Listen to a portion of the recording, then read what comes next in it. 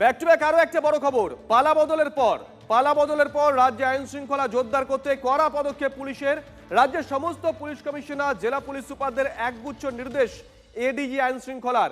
ঠিক কি নির্দেশ গেছে গোটা বিষয়টা জানবো দীক্ষার কাছ থেকে। দীক্ষা, পাঁচটি মূলত নির্দেশ দেওয়া হয়েছে সমস্ত পুলিশ আধিকারিকদের, অর্থাৎ সমস্ত জেলা পুলিশের সুপারদের এবং সিটির কমিশনারেটের সিটিদের।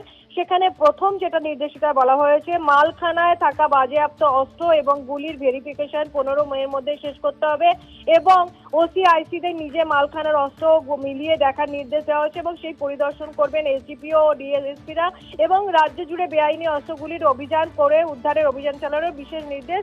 2 সপ্তাহ ধরেই অভিযান এবং তার রিপোর্ট দিতে হবে এডিজি সিআইডি কে। দ্বিতীয় যেটা মোস্ট ইম্পর্টেন্ট, 2021-এর পরে যে পোস্টপল হিংসার মামলা সেগুলো নতুন করে নজর দিতে হবে। সেখানে যেগুলো ফাইনাল রিপোর্ট জমা পড়েছিল সেগুলো আবার খতিয়ে দেখার নির্দেশ দেওয়া হয়েছে। 3 নম্বর হচ্ছে, অভিযোগ থাকা সত্ত্বেও এফআইআর না হওয়া ঘটনাগুলি খতিয়ে দেখতে বলা হয়েছে। পাশাপাশি সীমান্ত এলাকায় বিশেষ করে নজরদারি এবং বিএসএফ এর সঙ্গে নিয়মিত কোঅর্ডিনেশন রেখে কাজ করতে নির্দেশ দেওয়া হয়েছে।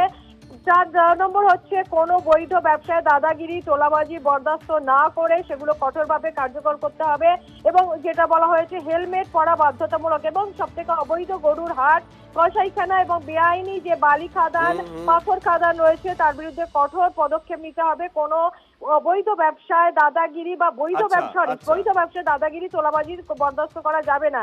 আর হেলমেট পরা নজর রাখো।